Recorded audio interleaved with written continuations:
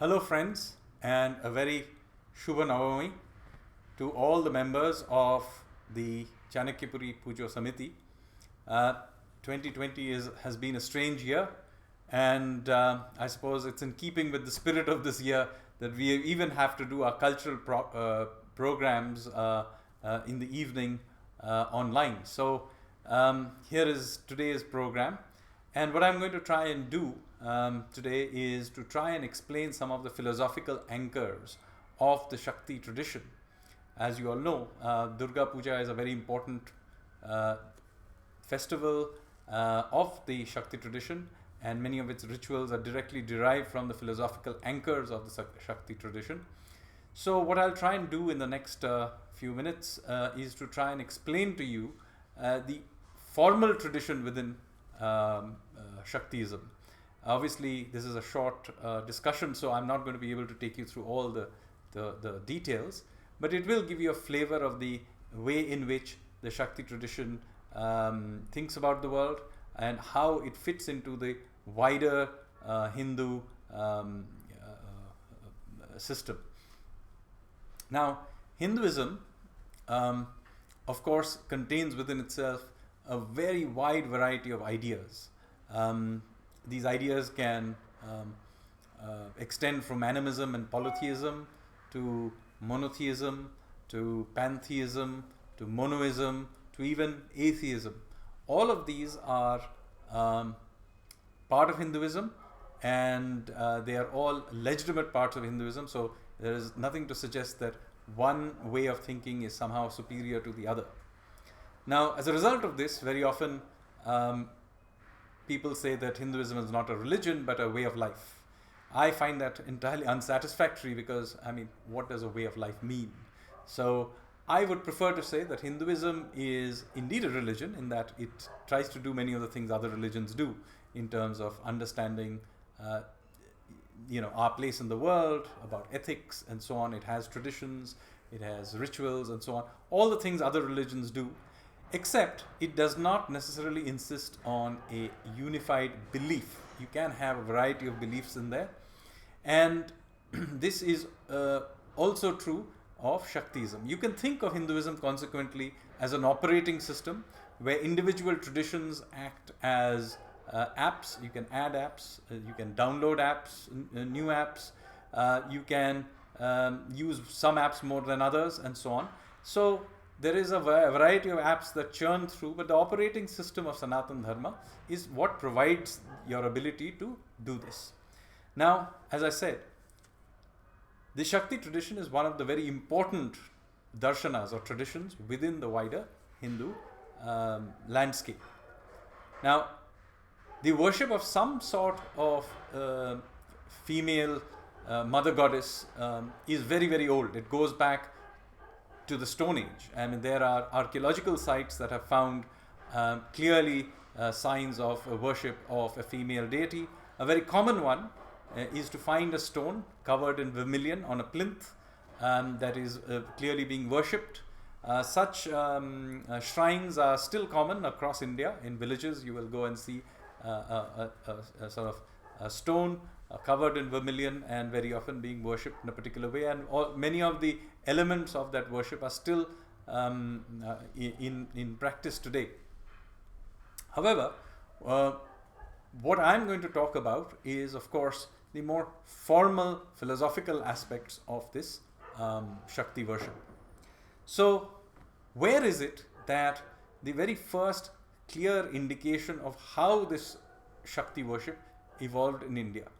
Well, it comes right back to the Rig Veda, which is, as you know, is the oldest Vedic text, and it, of course, mentions many of the gods we still worship today, but it does have one specific suktam called the Devi Suktam, which clearly describes the worship of a supreme female deity. And I'm going to do a quick chanting here, but before I do that, let me explain to you what the meaning of this Devi Suktam is. It's from chapter 10, hymn number 125. And here, the Devi declares herself in the following way. She says, I move with Rudra and the Vasus, with Aditya and all the gods. I support both Mitra and Varuna, Agni and Indra and the two Ashwins. I bear the Soma, I, Twastra, Pusan and Bhaga. I bestow fortune on him who offers me sacrifice. I am the sovereign queen, the owner of all the wealth, the ultimate object of all worship. The gods have distributed me in many places, and I have many forms. Through me, he consumes food. He who sees, he who hears, does so through me. Even those who do not know me live through me. So let me declare to gods and men, whomsoever I wish, I will make fortunate. I shall make powerful. I shall give wisdom. I shall make a rishi. It is I who bends Rudra's bow to slay those who disrupt the priest's rituals. I pervade the heavens and the earth. I give birth to the heavens, and my womb is the vast ocean. My breath is the wind. I exist beyond this earth, time and space. So vast am I. So this is the Devi Suktam of the Rig Veda, and this is what it sounds when you chant it. Om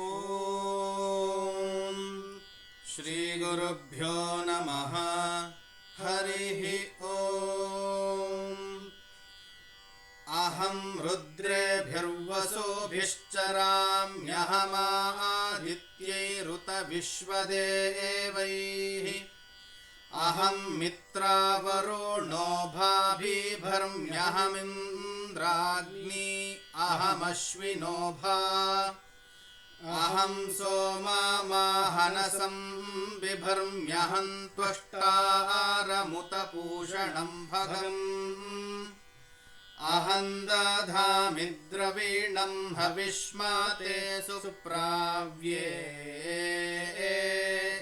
Yajamanaya Sunvate Aham Rashtri Sangamani Vasunam Chikitushi Prathama Yajniyanam Tamma Deva Vyadadhuh Purutra Bhuristhatram Bhurya Veshayantim Mayaso Annamattiyo Vipashyati Yah Praniti Yahim Shrunotyuktam Amantavo Manta Upakshiyanti Shrudhishruta Shraddhivante Vadami Ahameva Swayamidam Vadami Jushtam Devebhirutamanoshebhihi Yang Kamayetam Tamugram Krinomitam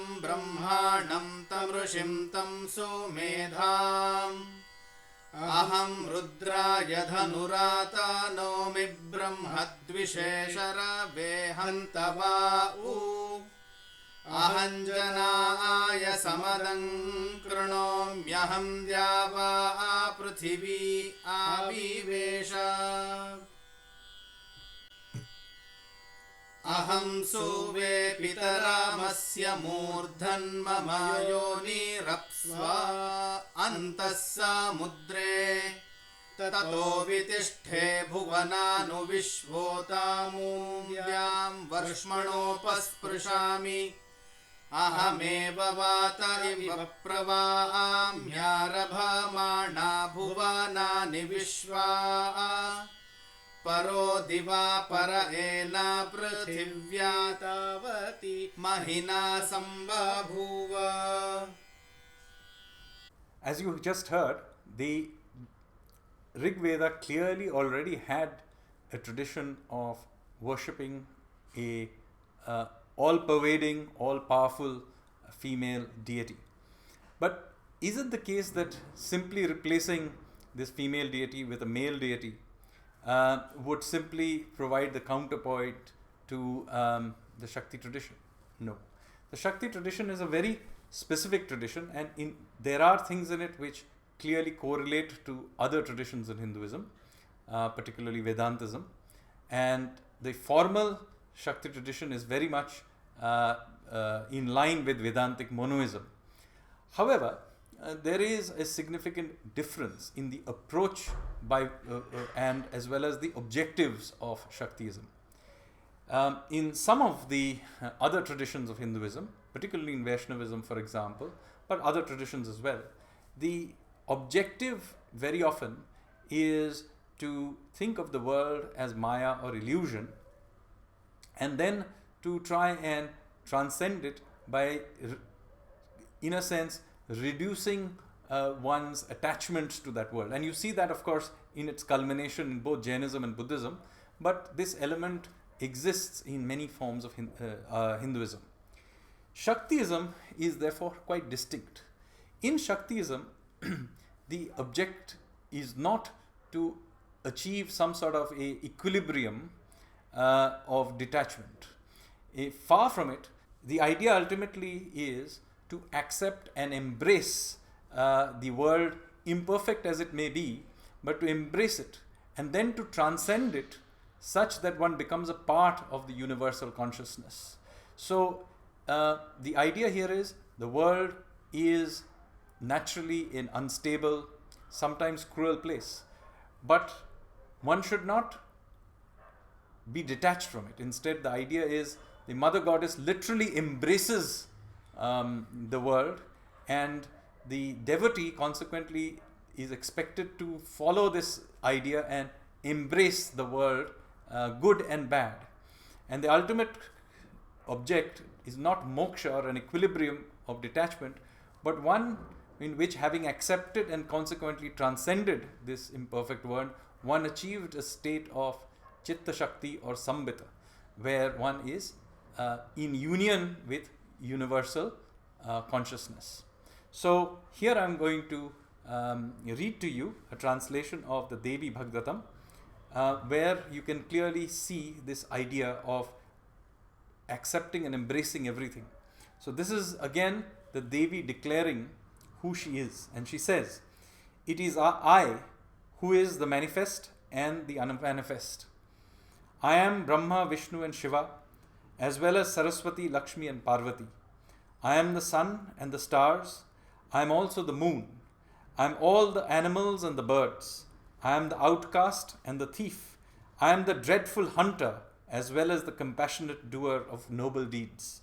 I am female and I am male in the form of Shiva." So this is what it sounds like when this is chanted.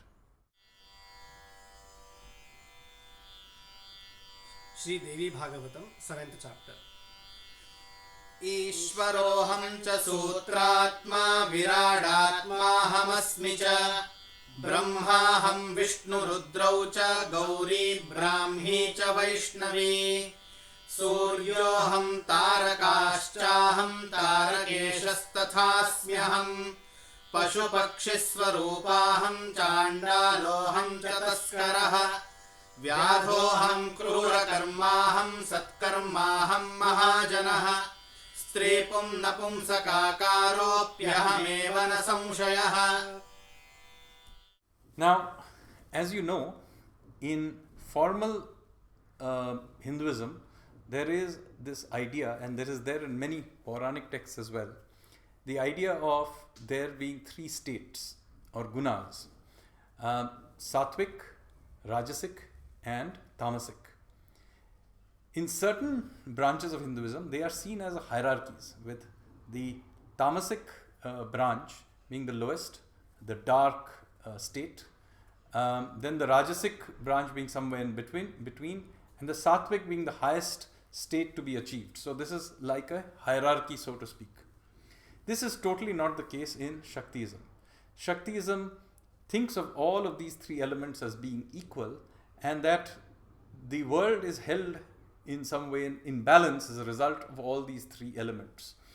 This is why the symbol of Mahashakti is in fact the triangle, and the three Shaktis are very much a part of this. They very often represented as in the concept of Tripura Sundari, and you have therefore the Sattvic element represented by Saraswati, the Rajasic by Lakshmi, and the Tamasic by Kali. Note here again, there is no hierarchy here. If anything, One could argue that in certain parts of Shaktism, the tamasic element as Kali is in fact considered the most powerful of the three. So the point I'm making here is therefore the idea here is again of embracing the world as a whole and then transcending it to a state of universal consciousness.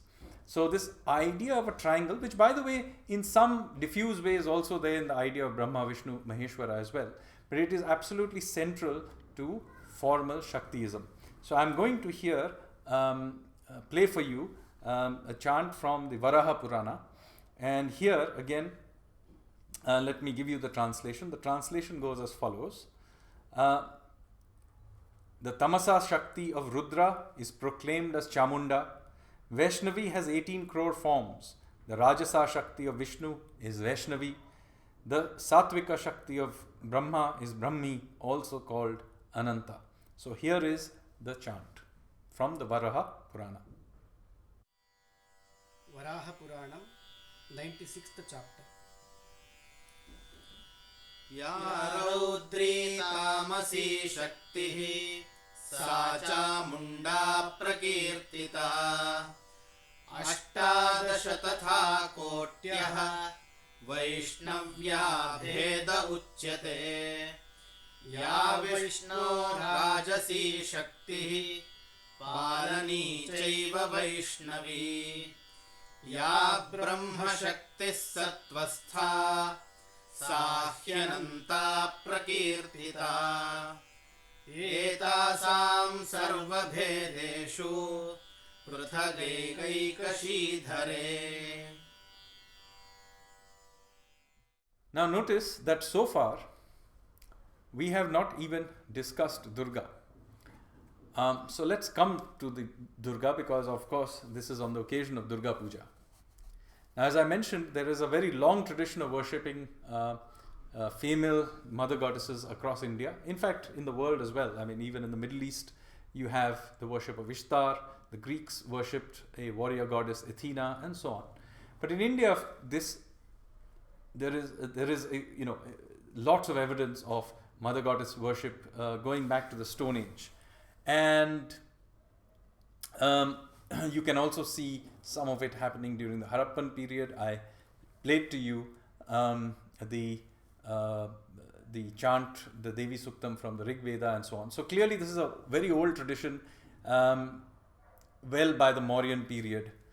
However, there is no actual idol yet which clearly suggests the worship of specifically of Durga. And this begins to pop up by between the 4th and the 2nd century BC. And the earliest manifestations are actually found in an archaeological site just north of Kolkata called Chandraketugarh. And there terracotta Durgas have been found. However, these terracotta Durgas are somewhat different from the Durgas that you have today. First of all, she doesn't have 10 arms. Instead, the weapons sort of emanate out from behind her head, almost like a halo or rays emanating out. The effect is quite similar still to Durga, but it's not arms that are holding it, they're just emanating outward. And the second difference is that Durga is not in the form of Mahishasura Mardini, the killer of the buffalo demon. So that is the form in which we worship Durga today, but that is not yet the standard form. Now, the idea of Mahishasura Mardini, certainly before the Gupta period, already becomes quite popular in terms of text. And what the primary text in which the whole story of Mahishasura Mardini and many of the Shakta legends comes is from the Markandeya Purana, where there is a subsection called the Devi Mahatmyam, which is also called the Chandi part. And so many of these legends, including that of Mahishasura Mardini, are included as part of that text. And by the Gupta period, they become quite popular. Now, the manifestation or the first depictions of Mahishasura Mardini, however, do not happen in Bengal. I mentioned to you earlier, in Chandraketugarh, Durga is shown with the weapons, but not necessarily as Mahishasura-Mardini. So the earliest depictions really come not from eastern India, interestingly, but from the south. So you have Pallava temples where you have this clear depiction of Durga battling with Mahishasura. And indeed, this Mahishasura-Mardini legend itself may have a southern link. So one of the places that is associated with this legend is, of course, Mysore or Mahishasura. The name Mysore is derived from Mahishasura. And of course, the temple of Chamundeshwari, which is on a hill just outside of Mysore. So there is clearly a southern link to this legend of Mahishasura-Mardini, and you see it becoming very, very popular during the Vijayanagar Empire. And the biggest festival of the Vijayanagar Empire was, in fact, Mahanavami. And an important part of Mahanavami was the chanting of Aigiri Nandini. So here is a rendition of Aigiri Nandini by my son Dhruv and my wife Smita. Many of you know them. So please listen to Aigiri Nandini. Aigiri Nandini Nandita Medini Vishwa Vinodi Nandanude Girivarvindya Shirodi Vasi Vishnu Vilasi Jishnunude Aigiri Nandini Nandita Medini Vishwa Vinodi Nandanude Girivarvindya Shirodi Vasi Vishnu Vilasi Jishnunude. So that was the Aigiri Nandini, which, as I said, was very popular during the Vijayanagar Empire, which ruled much of southern India in the Middle Ages. Now the question is, how did Mahishasura-Mardini, who is celebrated in Aigiri Nandini, how did that particular form of Shakti and Durga end up being the dominant form that is worshipped now in eastern India, particularly in Bengal? As I mentioned, there was an earlier form of Durga in Chandraketugarh. There were, of course, many other forms of Durga that were worshipped, Chandi, Kali, and so on. How did Mahishasura-Mardini become the dominant form of worship of Shakti? Well, there is some controversy about this, but it is certainly the case that by the Pala period, that's the 7th, 8th, 9th century, you can clearly see Mahishasura-Mardini becoming popular across India, including in Bengal. But even at this stage, Mahishasura-Mardini is not the dominant form. So what is it that led to this? So I'm now going to go into the realm of speculation, and this is my speculation. It appears to be that the rise of Durga Puja as the dominant form happens during Sen rule, the rule of the Sen dynasty, and in the early period of the Turkic rule, when the Sens were actually a part of the resistance against Turkic incursions. So why Durga? Well, one reason could be that the Sens themselves were South Indian. They came from Karnataka. We don't know exactly where in Karnataka. Perhaps they were from Mysore. Moreover, having conquered Bengal and become the ruling dynasty, they continued to have very strong links with southern India and had many queens from the Chalukyas. So it's possible that the Mahishasura-Mardini idea was then married with the earlier tradition of the Chandraketugarh Durga, and the form that you really see of Durga that we worship is really a combination of the earlier Bengali tradition with Mahishasura-Mardini coming from Karnataka. Now, as I said, this is clearly speculation, but we do know that by the Sen period, some form of Durga Puja was certainly happening. Many of the rituals we still do come from that period. And then we also know, interestingly, that this was possibly also a festival that was celebrated in spring.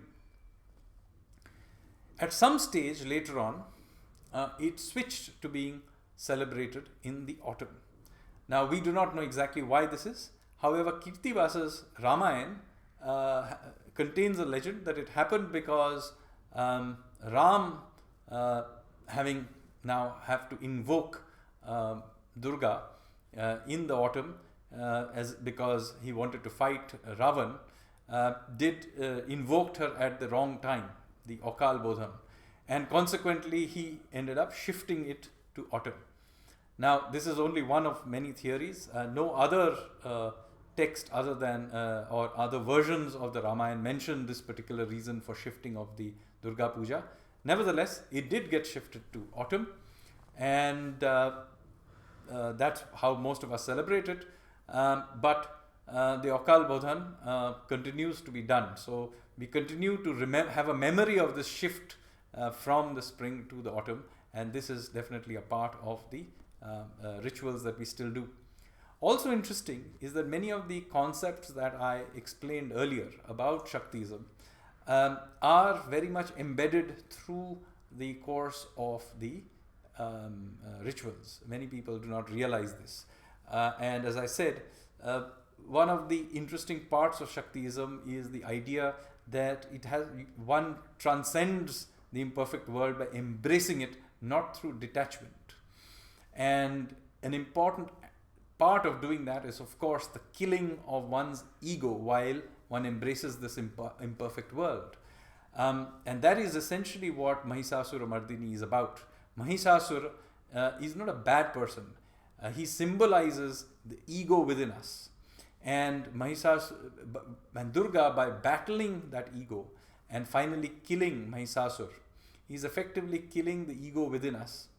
So, throughout the rituals, as you will see, the killing of one's ego, or arrogance, or ahankar is an important idea that pervades the Durga Puja. Of course, there are many other layers to it, but this is an important layer. So, this is what explains the very first act or ritual in the Durga Puja cycle.